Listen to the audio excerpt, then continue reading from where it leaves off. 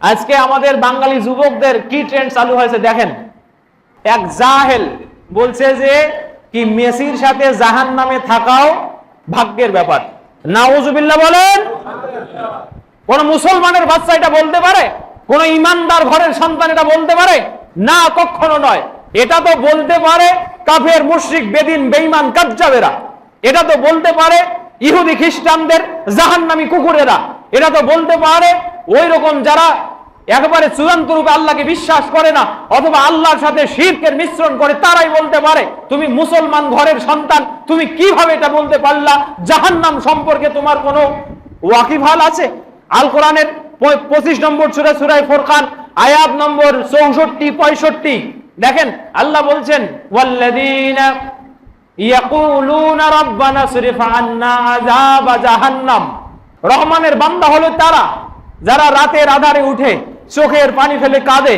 তারা ওই কাঁদতে কাঁদতে আল্লাহকে বলে রব্বি, হে আল্লাহ, রব্বানা, আমাদের রব, ইসরিফ আন্না আযাবা জাহান্নাম, আল্লাহ তুমি জাহান্নামের আযাব আমাদের থেকে দূর করে দাও। হে আল্লাহ, জাহান্নামের আযাব তুমি আমাদের থেকে দূর করে দাও। ইন্না আযাবাহা কানা গরামা, নিশ্চয় এই আযাব একবারে ধ্বংস ডেকে আনে। এই আযাব যাকে ধরে তাকে একবারে ধ্বংস করে ফেলে। ইন্নাহা সাআত মুস্তাকাররাম ওয়া মুকামা, এটা কতই না প্রত্যাবর্তন, খারাপ প্রত্যাবর্তনের স্থান, এটা কতই না নিকৃষ্ট জায়গা। সম্মানিত হাজিরিন, আপনাকে কি দিয়ে আমি বোঝাবো জাহান্নামটা কি আসলে? এই জাহান্নাম সম্পর্কে ধৈর্যশীল মানুষের অভাব নাই। অনেক মানুষ কথায় কথায় বলে এই কালিমা যখন একবার পড়েছে জাহান্নামে তো যাব।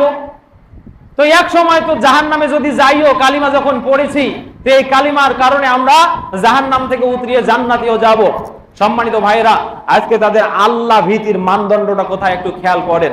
যে মানুষটা এই কথা বলছে, ওই মানুষটাকে যদি আপনি প্রশ্ন করেন তুমি জাহান্নামে গিয়ে যদি এক নিঃশ্বাস পরিমাণও থাকো, তা তো সেটা জাহান্নাম, আল্লাহ তোমাকে আযাব দিবেন। জাহান্নামের পানিগুলো ইউসাব্বুল মা, এই পানিগুলো ঢালা হবে তাদের মাথায়, আর ওই পানির প্রভাবের কারণে সমস্ত চর্বিগুলো, চামড়াগুলো গলে গলে পড়ে যাবে। ইয়গলি দিমাগহু, আল্লাহ রাসূল সাল্লাল্লাহু আব্দুল্লাহ বিন আব্বাস রাদিয়াল্লাহু হাদিস, আল্লাহ নবী বলছেন যে জাহান্নামে সর্বনিম্ন আযাবের মানুষটা হবে আমার চাচা আবু তালেব, যে হাদিস বুখারী মুসলিমের ভিতরে এসেছে। বাবু সিফাতিন নারি ওয়া আহলিহা, এই অধ্যায়ে হাদিস আসে মিশকাতুল মাসাবিতে ফসলুল আউয়ালের হাদিস। আল্লাহ নবী বলেন আমার চাচাকে এক জোড়া জুতা পরিয়ে দেওয়া হবে, আর ইয়গলি দিমাগহু, ওই জুতার প্রভাবের কারণে তার মাথার মগজগুলো টকবক করে ফুটতে থাকবে, গলে গলে নাক কান দিয়ে বের হয়ে যাবে। নাউজুবিল্লাহ পড়েন। এই যদি জাহান্নামের এক জোড়া জুতার আযাবের উদাহরণ হয়, তাহলে তুমি মুসলমানের বাচ্চা কিভাবে মেসির সাথে জাহান্নামে যাইয়া সেখানে ধৈর্য ধারণ করবে? তোমার কাছে আমার প্রশ্ন। সম্মানিত হাজিরিন, আজ আপনার ঘর থেকে আপনার সন্তানরা কিন্তু এতটাই বেকায়দার ইমানদার হয়েছে, এতটাই হিতাহিত জ্ঞান শূন্য হয়েছে। সম্মানিত হাজিরিন, আপনাকে সেজন্যই বলছি, আল্লাহ ভীতির চর্চা যে পরিবারে হয় না, ওই পরিবার থেকে চূড়ান্ত গাদ্দার, বেয়াদব তৈরি হবে, এটা খুবই স্বাভাবিক। আর এই সন্তানটা যে এরকম হয়েছে, আমি মনে করব এটা তার বাবা মায়ের প্রভাব। 95% দায়ী। কেন? যে বাড়িতে ফজরের আজান শুনে বাবা উঠে না সালাতের জন্য, যে বাড়িতে ফজরের আজান হলে মা উঠে না সালাতের জন্য, ডাকে না সন্তানদেরকে যে উঠো সালাত আদায় করতে হবে, যে বাড়িতে আজান হওয়ার পর পিতামাতা ঈমানের সাক্ষ্য দেয় না যে চলো মসজিদে যাই, সেই বাড়ি থেকে এইরকম কিছু কুলাঙ্গার তৈরি হবে, এটা খুবই খুবই স্বাভাবিক, খুব স্বাভাবিক। এটা অশোভনীয় কিছু নয়। সম্মানিত হাজিরিন, এজন্যই বলছিলাম। তো একদিন যে হাদিসটা বলছি, ওই যে আব্দুল্লাহ বিন আব্বাস এবং জুবাইর রাদিয়াল্লাহু দুইজনে যে বললেন কিছু মানুষ লাহওয়াল হাদিস তৈরি করবে, গান, এই সম্পর্কিত যত কিছু। আজকে বিশ্বকাপের ভিতরে এরকম 3টা পাপি কিন্তু আছে। দেখেন বিশ্বকাপের যে বাজনাটা, এটা কি ভালো নাকি খারাপ? এই বাঁশির আওয়াজ, হযরতে নাফি রাদিয়াল্লাহু তাআলা আনহু, যে হাদিস আবু দাউদের ভিতরে এসেছে, এবং নাফি রাদিয়াল্লাহু তাআলা আনহু বলছেন আমি একদিন হযরতে আব্দুল্লাহ বিন উমর রাদিয়াল্লাহর সাথে ছিলাম। ফাসামিয়া সাউতান ওয়াজালা আসবাইহি আলা ফি উযুনাইহি, তিনি একটা শব্দ শুনলেন দুই কানে আঙ্গুল দিলেন। কিছু দূর যাওয়ার পরে তিনি বললেন, ইয়া নাফে হাল তাসমাউ শাইয়া, হে নাফে তুমি কি কিছু শুনতে পাচ্ছ? ফাকুলতু লা, আমি বললাম আল্লাহর নবী সাহাবী আমি কিছু শুনতে পাই না। ফাওয়াজা ইসরাঈল মিন ইয়াদি, তিনি তখন তার কান থেকে আঙ্গুল সরালেন আর বললেন যে হাকাজা ফাআলা রাসূলুল্লাহ সাল্লাল্লাহু আলাইহি সাল্লাম সামিআ শাইয়ান ওয়া ওয়াজা ইসবাহু ফি উযুনাইহি। আমি একদিন রাসূলের সাথে ছিলাম, আল্লাহর নবী এরকম বাঁশির আওয়াজ শুনছিলেন। এই বাঁশির আওয়াজ শোনার পরে নবী আলাইহিস সালাতু ওয়াস সালাম কানে আঙ্গুল দিয়েছিলেন। তাই আমি আজকেও যখন বাঁশির আওয়াজ শুনলাম আমিও কানের ভিতরে আঙ্গুল দিলাম। এই মুসলমান, আপনাকে বলছি, বুড়াইও বিশ্বকাপে মারছে, ছেলেও মারছে। এ কথা গতদিন আমি বলেছিলাম। এই নাফে রাদিয়াল্লাহু তাআলা আনহু বলছেন, মাররা ওমর ইবনে খাত্তাব মাদ্দা আব্দুল্লাহ বিন ওমর রাদিয়াল্লাহু তাআলা আনহু, একদিন আব্দুল্লাহ বিন ওমর রাদিয়াল্লাহু তাআলা আনহু একটা রাস্তা দিয়ে যাচ্ছেন। তো যাওয়ার সময় ফাররা জারিয়াতান সাগীরাতান, তিনি একটা ছোট্ট মেয়ে বাচ্চাকে দেখলেন। তখন না, মেয়েটা মনে মনে গুনগুন করে গান গাচ্ছে আর রাস্তা হাঁটছে। একটা ছোট্ট বাচ্চা মেয়ে, বড় মানুষ নয়, ছোট্ট বাচ্চা মেয়ে গুনগুন করে গান গাচ্ছে আর রাস্তায় হাঁটছে। তো তিনি বললেন, লাউ তারাকা শাইতানু আহাদান লা তারাকা হাজিহি, জেনে রাখো শয়তান যদি রাস্তায় কাউকে ছেড়ে দিয়ে রাখেছে তো জেনে নাও এই মেয়েটাকে ছেড়ে দিয়ে রাখছে। কি বুঝলেন? শয়তান যদি কাউকে ছেড়ে দিয়ে রেখেছে রাস্তায়, তো দেখো এই মেয়েটাকে শয়তান ছেড়ে দিয়ে রেখেছে। এই হাদিস কোথায় আসছে? ওই আদাবুল মুফরাদের ভিতরে। এই গান এবং তার সাথে সম্পৃক্ত ইত্যাদি বিষয়ের যে শাস্তি, এই অধ্যায়ে ঘুরে ফিরে এই হাদিসগুলো অনেকবার এসেছে। তার মানে বোঝা গেল যে মানুষটা এখন গান গাচ্ছে, এই মানুষটা আসলে শয়তানের প্রতিচ্ছবি। কিসের প্রতিচ্ছবি? শয়তানের প্রতিচ্ছবি। তাহলে গান গাওয়া এটা আল্লাহর পক্ষ থেকে নিষেধ নাকি আদেশ? বলেন নিষেধ নাকি আদেশ? নিষেধ। এই গানের সাথে জড়িত যত সমস্ত কিছু আছে, আব্দুল্লাহ বিন আব্বাস রাদিয়াল্লাহু, আব্দুল্লাহ বিন মাসউদ রাদিয়াল্লাহু, আব্দুল্লাহ বিন আব্বাস রাদিয়াল্লাহু তাআলা আনহু বলছেন, আবু দাউদের হাদিস, আল্লাহর রাসূল সাল্লাল্লাহু আলাইহি ওয়াসাল্লাম বলছেন, ইন্নাল্লাহা হারামাল খামরা ওয়াল মাইসির ওয়াল কুবাতা। আল্লাহ রাব্বুল আলামিন ডাইরেক্ট তিনটা জিনিস হারাম করেছেন। একটা হলো খামর, মদ, আর মাইসির, জুয়া। যে জুয়ার ব্যাপারে গতদিন আমরা কথা বলছি না বিস্তারিত। আর কুবাতা, গান, বাদ্যযন্ত্র। এই কুবাতের বেশ কয়েকটি অর্থ। কুবাত মানে গান, বাদ্যযন্ত্র। এই কুবাত মানে জুয়া, এই কুবাত মানে লটারি। আরো বেশ কয়েকটা অর্থ আরবি ডিকশনারিতে আছে কুবাত শব্দের অর্থ। আবার কুবাত মানে লুডু। কুবাত মানে কি? লুডু। তাহলে এটা গান হইতে পারে, লুডু, জুয়া হইতে পারে। যত ধরনের খেলনা আছে, যত ধরনের অশালীন কথাবার্তা আছে, সবগুলোকে এই কুবাত দ্বারা বর্ণনা করা যেতে পারে। তারা আল্লাহ এগুলো হারাম করেছেন। ওয়াল্লাযীনা হুম আনিল লাগওয়ি মুরিদুন। আল্লাহ তাআলা 23 নম্বর সূরা, সূরা মুমিনুন, এই 1 থেকে 10 নম্বর আয়াতে প্রকৃত ঈমানদার এবং জান্নাতুল ফেরদাউসের অধিকারী যারা, তাদের গুণ বর্ণনা করছেন। তার মধ্যে এটা, ওয়াল্লাযীনা হুম আনিল লাগওয়ি মুরিদুন, ঈমানদার জান্নাতের অধিবাসী হবে তারা, জান্নাতুল ফেরদাউসের যোগ্য উত্তরাধিকারী তারা, যারা সমস্ত নোংরা, অশ্লীলতা, জেনা, ব্যভিচার, গান, বাজনা, খেলাধুলা, এই সমস্ত থেকে নিজেকে ফিরিয়ে রাখে, নিজেকে মুক্ত রাখে। সম্মানিত উপস্থিতি, আমাকে এক ছেলে বলতেছে যে খেলা, বিশ্বকাপ, ফুটবল যে হারাম, এটা আপনার মন গড়া ফতোয়া হইল না? আমি নাকি এটা মন গড়া ফতোয়া দিয়েছি। গতকালকে একটা আপলোড দিয়েছি টাইমলাইনে, এটা তোর বলছে এটা তোমার মন গড়া ফতোয়া। আমি আপনাদেরকে সতর্ক সজাগ রাখার জন্য বলছি। আব্দুল্লাহ বিন আব্বাস রাদিয়াল্লাহু তাআলা আনহু তিনি বলছেন, قال النبي صلى الله عليه وسلم كل لهو يلهو به الناس فهو باطل। প্রত্যেকটা অশোভনীয় আচরণ, প্রত্যেকটা নোংরা যেটা মানুষকে আল্লাহর জিকির থেকে ফিরিয়ে রাখে, সেটা বাতিল, সেটা বাতিল, সেটা বাতিল। এটা বাতিল হতেই হবে। এটা মানব জাতির কল্যাণে কোনো কাজ হইতে পারে না। এখন এই হাদিস সামনে আনেন, এই বড় বড় মুফতিদেরকে আমরা এটাই বলতে চাই, এই হাদিসের আদলে প্রত্যেকটা খেলা হলো নোংরা, প্রত্যেকটা খেলা হলো হারাম। তার কারণ খেলার ভিতরে অ্যাটলিস্ট এটা আছে যে কথা আল্লাহ রাব্বুল আলামিন সূরা মায়েদার 91 নম্বর আয়াতে বলছেন, ইন্নামা ইউরিদুশ শাইতান, নিশ্চয় শয়তান চায় আই ইউআকিয়া বাইনাকুমুল আদাওয়াতা ওয়াল বাগদা ফিল খামরি ওয়াল মাইসির ওয়া ইয়াসুদ্দাকুম আন যিকরিল্লাহি ওয়া আনিস সালাত ফাহাল আনতুম মুনতাহুন। এইগুলো দিয়ে শয়তান চায় তোমাদের ভিতর রাগের উদ্বেগ ঘটাতে, তোমাদের ভিতরে গীবতের চর্চা করাতে, তোমাদের ভিতরে অশালীনতা ছড়িয়ে দিতে, তোমাদেরকে সালাত থেকে দূরে রাখতে, ওয়া ইয়াসুদ্দাকুম আন যিকরিল্লাহ, আল্লাহর জিকির থেকে সরিয়ে রাখতে। এই সমস্ত নোংরামির মাধ্যমে শয়তান আমাদেরকে সালাত থেকে দূরে রেখেছে, এই সমস্ত নোংরামির মাধ্যমে শয়তান আমাদেরকে আল্লাহর জিকির থেকে সরিয়ে রেখেছে। বলেন আপনাদের মনে পড়ে কি পড়ে না এই কথাগুলো? এটা কি স্বাভাবিক না?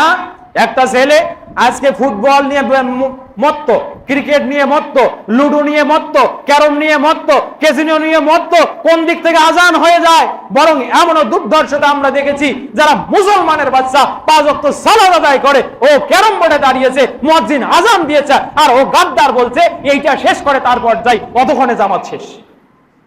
ও কিন্তু পরবর্তী যে এসে আসরের নামাজ আদায় করবে। কথা বুঝতে পেরেছেন? এটা সালাতের সাথে গাদ্দারি। যে হাদিসটা মুসনাদে বাজ্জার সহ আবু দাউদ, তিরমিজি, নাসাই 4 কিতাবে এসেছে, আল্লাহর নবী সাল্লাল্লাহু আলাইহি সাল্লাম বলেছেন 3 ব্যক্তির নামাজ আসমানে উঠে না, তার কপালের উপরে উঠে না। শেষেরটা হলো ওয়া রাজুলুন আতাস সালাতা দিবারান, যে সালাতে আসে দেরি করে। কি করে সালাতে আসে? দেরি করে সালাতে আসে। আর এই দিবারের ব্যাখ্যা ইমাম ইহয়া আন-নাওয়ী করেছেন, আতা সালাতা দিবারান আই আতা সালাতা ফি ওয়াক্তিন তুফাতিহা, সেই এমন সময় মসজিদে আসলো যখন ওই সালাতের ওয়াক্ত শেষ। কথা বুঝতে পেরেছেন? তো মুসলমানের ঘরে এরকম মানুষ নাই এই সময়ে। আবার এমনও আছে, ওই কোদাল পাটতেই আছে জমিনে, আজান হয়ে গেল, ও উঠে না। মুরব্বীদের মধ্যে এই টেন্ডেন্সি বেশি। আল্লাহকে তো আপনি ভয় করেন, আপনি নিজেকে মুত্তাকি বলে সাবেত করতেছেন না, তো কেমন মুত্তাকি আপনার কথা আমি বলছি। আপনি তো কোদাল পাটতেই আছেন, আজান দিচ্ছে, আর আপনি বলছেন এই আইল কাটবো তারপর যাব। কতক্ষণে জোহর শেষ, আসর আর জোহর মাঝখানে এসে কোনো মতে গা গোসল দিয়া এবার একামত দিয়ে 4 রাকাত নামাজ আদায় করলেন। আসওয়া উসারকা আল্লাযী ইয়াসরিকু ফি সালাতিহি, আল্লাহর নবীর কথা এটা। ও হলো সবচেয়ে নোংরা চোর যে সালাতে চুরি করে, তাড়াহুড়া করে সালাত আদায় করে নিলেন। তাহলে কি হলো? আপনি কিভাবে আল্লাহকে ভয় করলেন? অথচ আল্লাহ রাব্বুল আলামিন সূরা নিসার 102 নম্বর আয়াতে বলছেন, ইন্নাস সালাতা কানাত আলাল মুমিনিনা কিতাবাম মাওকুতা, নিশ্চয় আমি সালাত বান্দার উপরে দিয়েছি নির্দিষ্ট ওয়াক্ত মতো আদায় করার জন্য।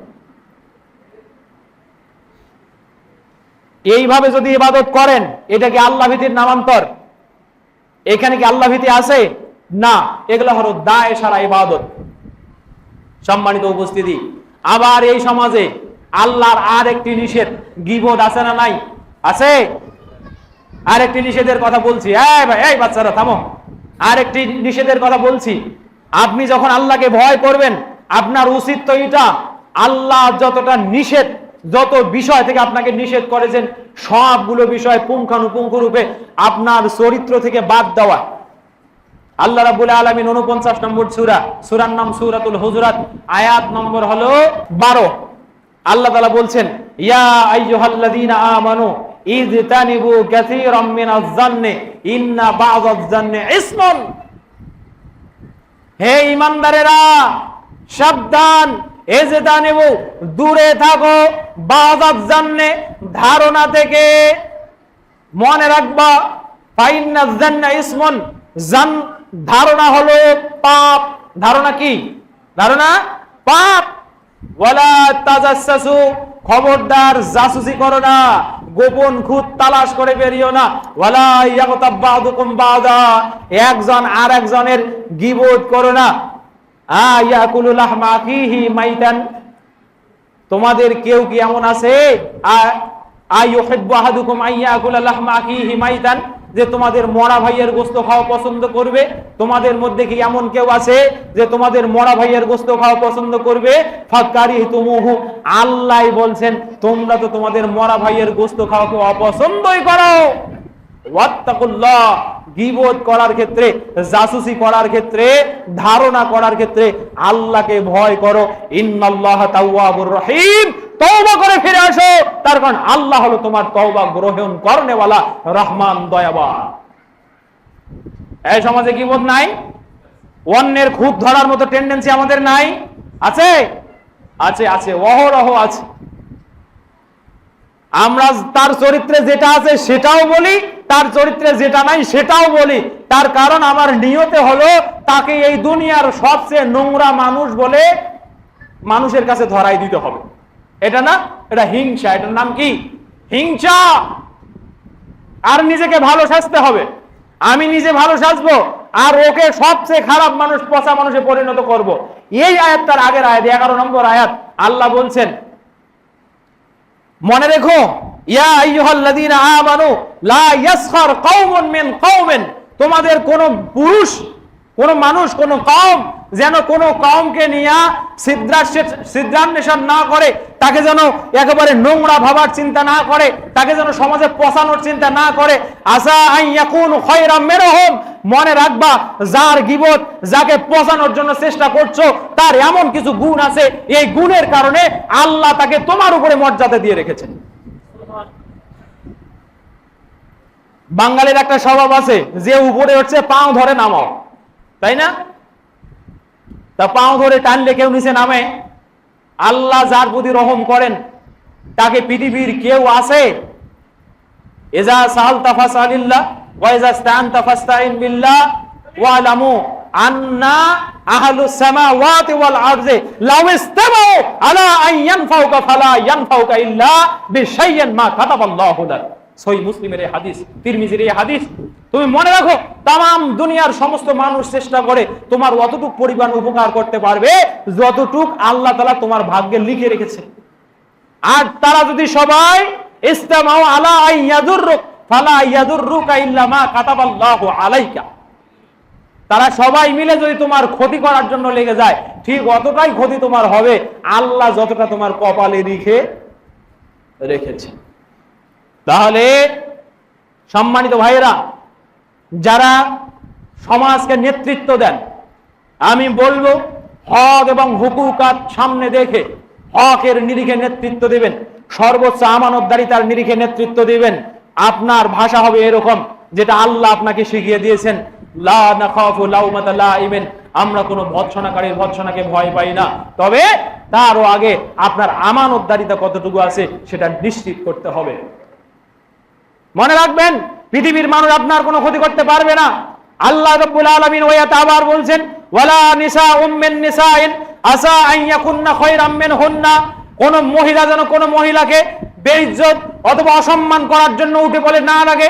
কেননা মনে রাখো, যাকে তুমি বেইজ্জত, বেসম্মান, অসম্মান করার জন্য উঠে পড়ে লেগেছো, যার সামান্য দোষ ত্রুটিগুলো সমাজে বলে দিয়ে বেড়াচ্ছ, এমনও তো হতে পারে তার এমন কিছু গুণ আছে যে গুণের কারণে আল্লাহ রাব্বুল আলামিন তাকে তোমার উপরে শ্রেষ্ঠত্বের জায়গায় রেখেছেন।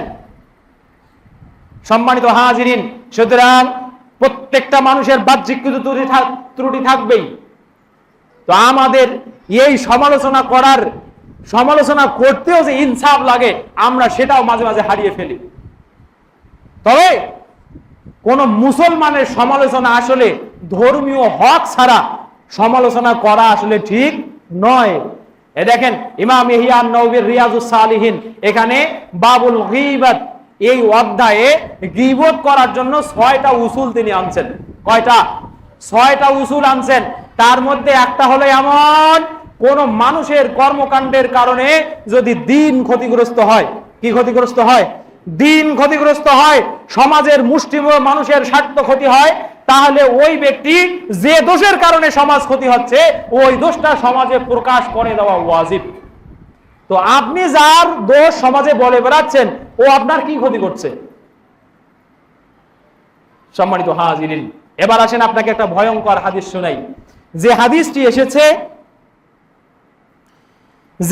এসেছে ইবনে হিব্বানের 5763 নম্বর হাদিস, এছাড়াও তিরমিজির 2032 নম্বর হাদিস, 2032 নম্বর হাদিস।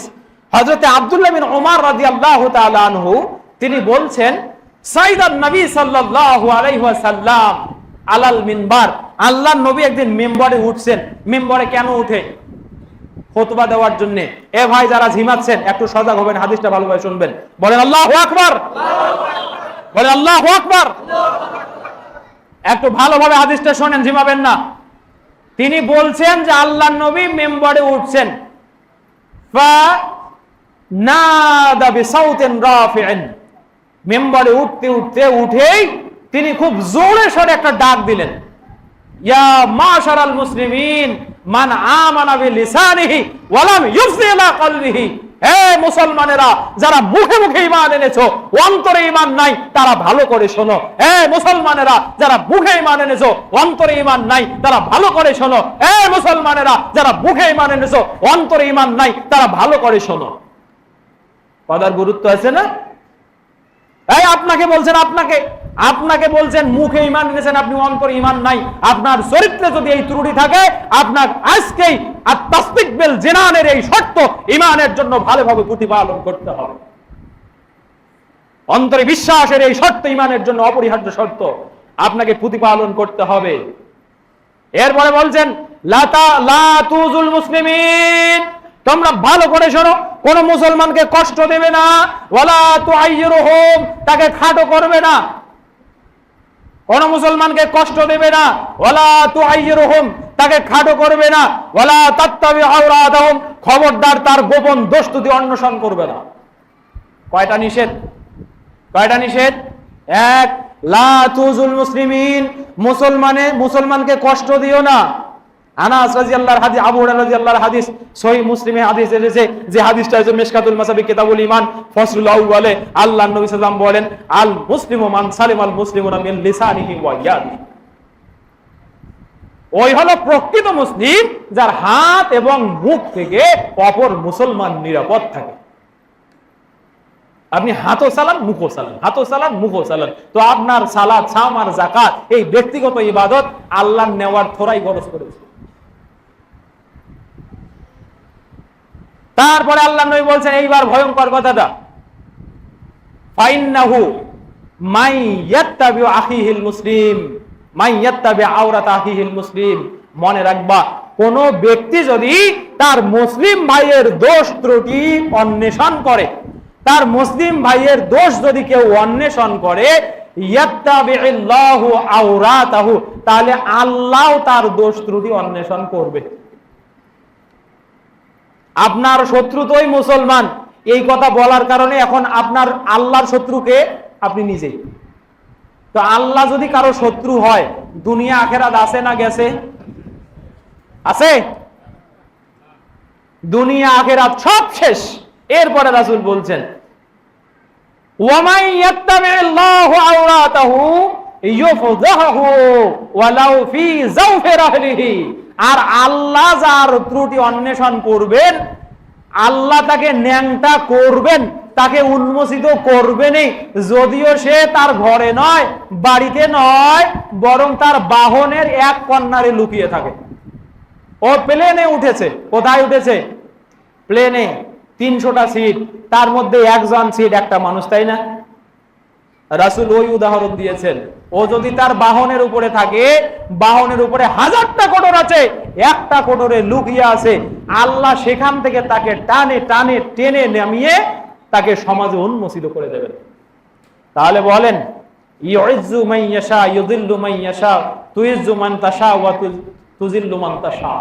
সূরা আলী ইমরানে আছে না, আল্লাহ যাকে ইচ্ছা সম্মান দেন, আবার যাকে ইচ্ছা বেইজ্জতিও দেন। এজন্য রাসূল বলছেন, আবু হুরায়রা রাদিয়াল্লাহু হাদিস, সহিহ মুসলিমের হাদিস, ইজমানলি মা বাইনা লিহিয়াইহি ওয়া মা বাইনা রিজলাইহি আজমান লাহুল জান্নাহ। কোন ব্যক্তি যদি আমাকে দুই সোয়ালের দুই গালের মাঝখান, দুই গালের নরম এই অংশ এবং দুই সোয়ালের মাঝখান তার গুপ্তাঙ্গ, এটার হেফাজত, এটার নিরাপত্তা আমাকে এনশিওর করতে পারে, নিশ্চিত করতে পারে, তাহলে আমি নবী তার জন্য জান্নাত নিশ্চিত করব। জিহ্বা বড় মারাত্মক জায়গা। আবু বকর রাদিয়াল্লাহু তাআলা আনহু ওমর রাদিয়াল্লাহর কাছে এসে, আল্লাহর নবীর কাছে এসে জিহ্বাটা এইভাবে টেনে ধরছে। এই হাদিসটা রিয়াজুস সালিহিনের ভিতরে বাবুল গীবাতে আছে।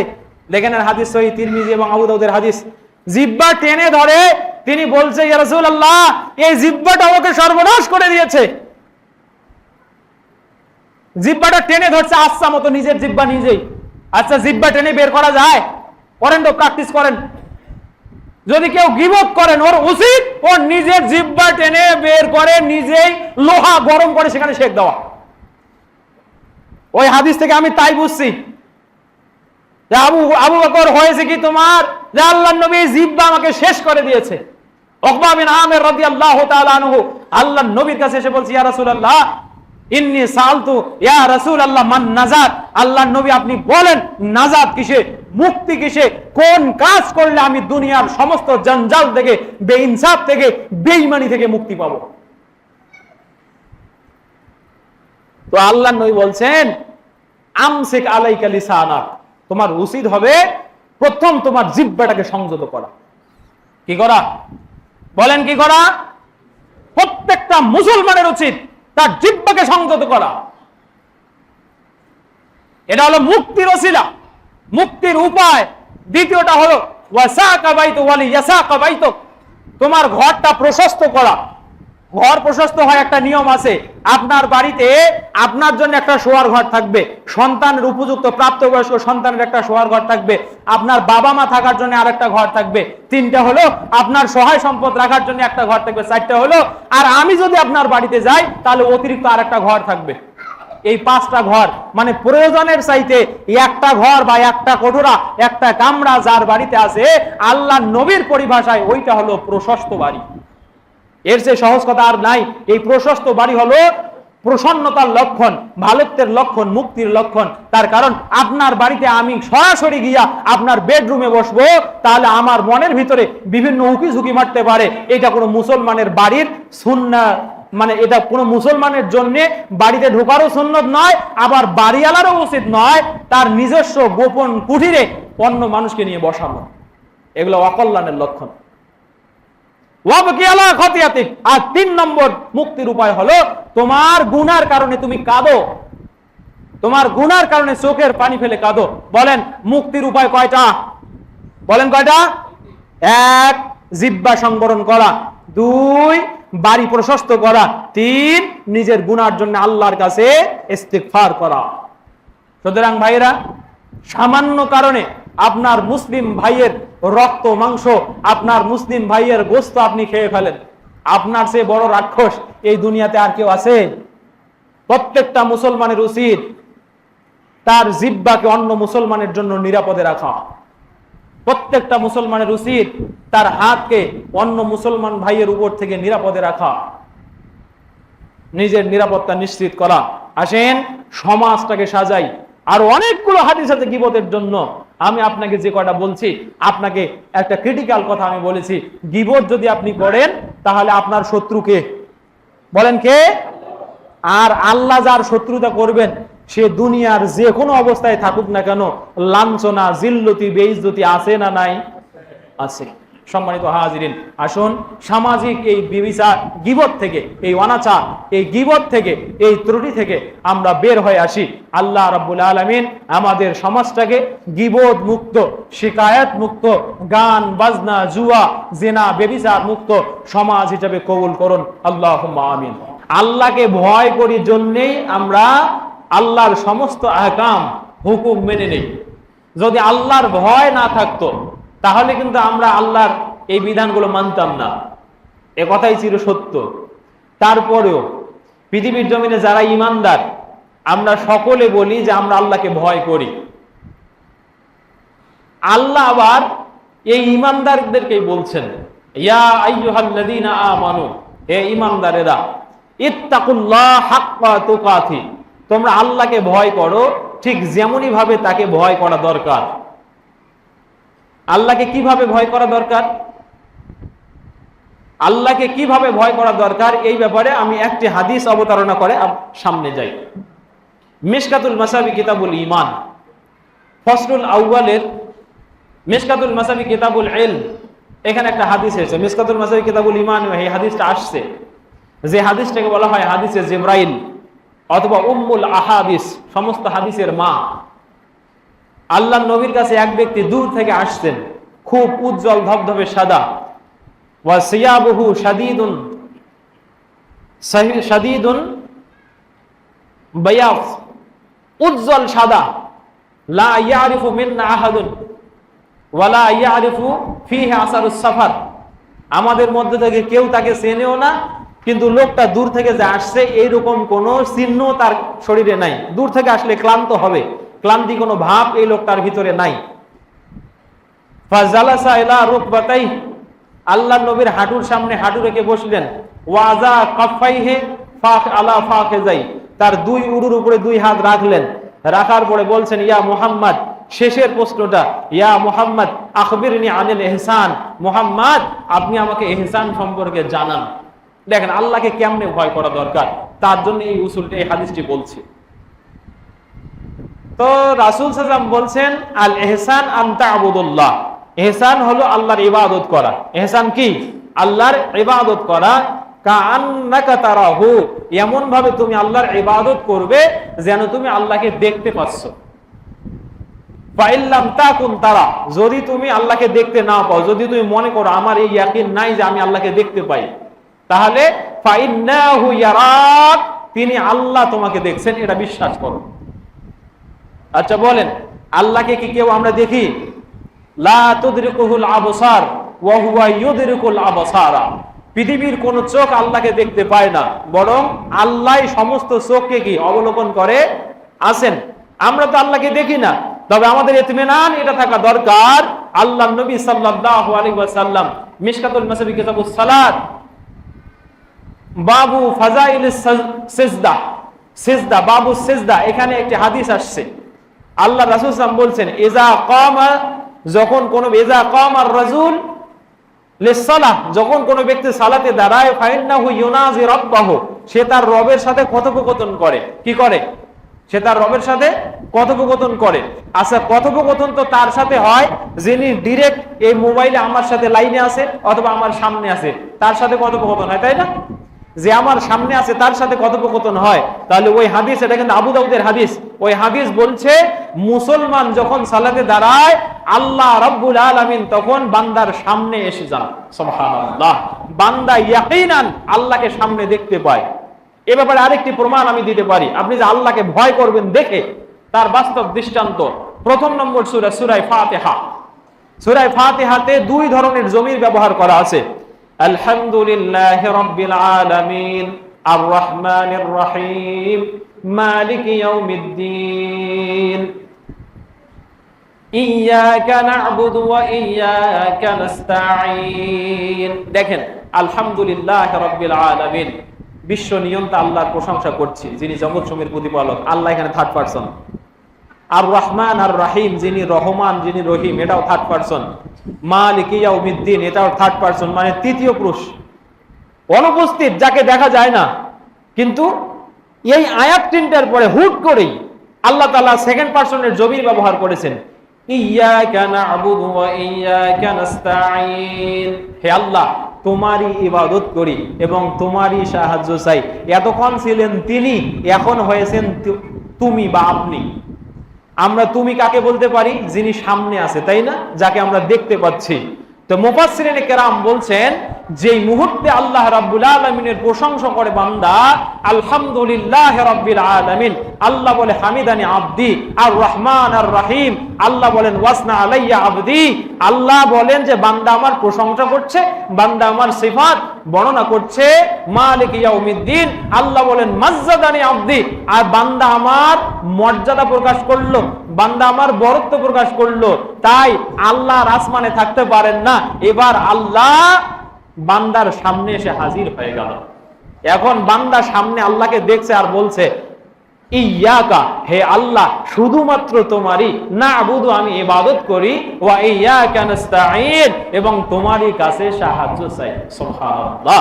তার মানে বান্দা যখন সালাতে দাঁড়ায় তখন আল্লাহ কোথায় থাকে? বান্দার সামনে থাকে। এখন কিভাবে সামনে থাকে, এটা আবার আকীদার প্রশ্ন। কিভাবে সামনে থাকে এই বিষয়ে বিস্তার আলোচনা, যেহেতু আমরা ওই দিকে যাব না। আপনারা জেনে রাখেন, যখনই বান্দা ইয়াকা না'বুদু ওয়া ইয়াকা নাস্তাঈন বলে বিইলানিল্লাহ, আল্লাহ নিজেই ঘোষণা দেন যে আমি আল্লাহ আর দূরে থাকতে পারি না, বান্দার একেবারে কাছাকাছি হয়ে যায়। তাহলে সালাতে দাঁড়ালে কাকে দেখা যায়? আল্লাহকে দেখা যায়। এজন্য আল্লাহ বলছেন, রাসূল বলছেন, আল ইহসান আন তা'বুদুল্লাহ, ইহসান হলো আল্লাহর ইবাদত করা, আন তা'বুদুল্লাহ কান্নাকা তারা, যেমনই ভাবে তুমি তাকে দেখতে পাচ্ছ, যেন তুমি তাকে দেখছো। ফাইল্লাম তাকুন তারা ফাইন্নাহু ইয়ারাক, তুমি যদি আল্লাহকে দেখতে না পাও তাহলে মনে করো ওই আল্লাহ তোমাকে দেখছেন। সুবহানাল্লাহ। তাহলে আল্লাহর ইবাদত করার একটি উসুল হলো আল্লাহকে ভয় করে ইবাদত করা। আর কিভাবে ভয় করা? যে তিনি আমার সামনেই আছেন, চাইলেই তিনি আমাকে ধরতে পারেন। ইবনে মাজার আরেকটা হাদিস এসেছে, হযরত আলী রাদিয়াল্লাহু তাআলা আনহু ওযু করার যখন যাইতেন, ওযু করতেন, তখন তিনি অজর ধারায় কাঁদতেন। প্রশ্ন করা হলো, লিমাযা তাবকি, আপনি কেন কাঁদেন? হিনা মাতাওয়াজ্জা, যখন আপনি ওযু করেন আপনি তখন কাঁদেন কেন? তো আলী রাদিয়াল্লাহু বলতেন যে আমি কাঁদি এই ভয়ে যে আমি এতক্ষণ পর্যন্ত বিভিন্ন জায়গায় ঘুরলাম ফিরলাম, এখন তো আমি এই ওযু করার পরে আমার রবের সামনে গিয়ে দাঁড়াবো, আমি জানি না আমার রব আমার এই দাঁড়ানোটাকে ভালোভাবে নেবেন নাকি মন্দভাবে নেবেন।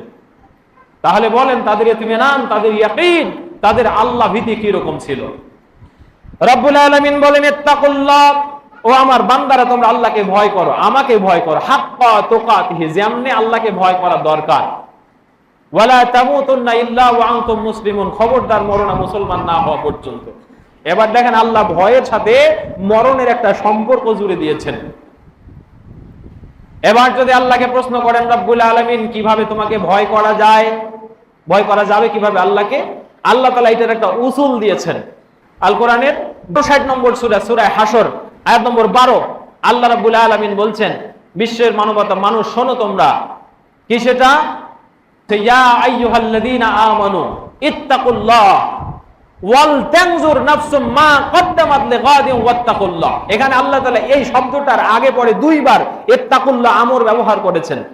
হে ঈমানদারেরা তোমরা আল্লাহকে ভয় করো, ওয়াল তানজুর, এবং চিন্তা ফিকির করো, নিজেরা একটু ঘুরে দাঁড়াও। তুমি অনেক দূর হেঁটেছো, অনেক পথ অতিক্রম করেছো, আল্লাহর সাথে অনেক গাদ্দারি বেইনসাফি করেছো, আল্লাহর হুকুম অনেকটাই লঙ্ঘন করেছো, তুমি অনেক দূর হেঁটেছো, তোমার বাড়ার সীমানা অনেক বেড়ে গেছে, এবার টার্ন ব্যাক, তুমি ঘুরে দাঁড়াও। ওয়া তাফাক্কার, চিন্তা করো, মান আনতা, তুমি কে, ওয়াল তানজুর নাফসুম মা কদ্দামাত লিগাদ, তোমার এই নফস তার পরবর্তী জীবনের জন্য, আগামী কালের জন্য কি পাঠাচ্ছে এটা নিয়ে তুমি একটু ভাবো। আল্লাহ রাব্বুল আলামিন সূরা ফজরের ভিতরে বলছেন, ইয়াকুলু ইয়া লাইতানি কদ্দামতু লিহায়াতি ফায়াউমাইযিন লা ইউআযযিবু আযাবাহু আহাদ ওয়া লা ইউসিকু ওয়াসাকাহু আহাদ। এ আয়াত মুখস্থ আছে না অনেকের? মানুষ সেদিন কপাল চাপড়াতে থাকবে, ইয়া লাইতানি, হায় আমার পুরা কপাল, কদ্দামতু লিহায়াতি, আমার এই জীবনের জন্য আমি কি পাঠিয়েছি, আমার এই জীবনের জন্য যদি আমি পূর্বে আল্লাহর সমস্ত বিধান মেনে পাঠাতে পারতাম, আমার পাথেও যদি ঠিকঠাক থাকতো, লা ইউআযযিবু আযাবাহু আহাদ, আজকে আমাকে আযাব করার মতো কেউ থাকতো না, ওয়ালা ইউসিকু ওয়াসাকাহু আহাদ, আমাকে বাধার মতো কেউ থাকতো না।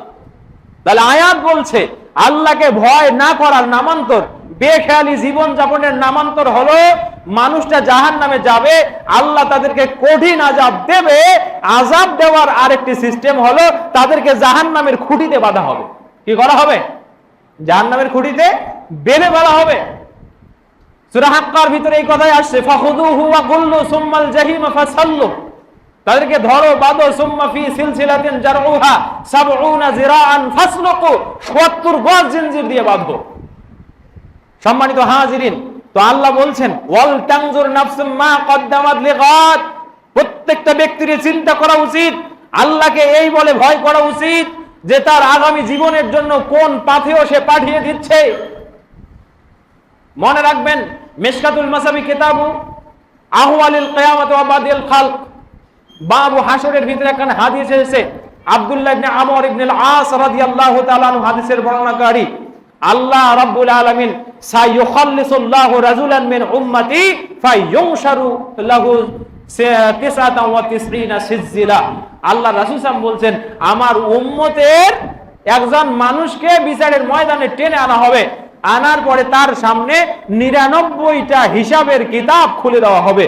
কুল্লু সিলসিলাতিন মাদ্দুল বাসার, প্রত্যেকটা হিসাবের খাতা হবে দৃষ্টি যতদূর যায় ততদূর পর্যন্ত। এই হাদিস তো বুখারী মুসলিমের হাদিস।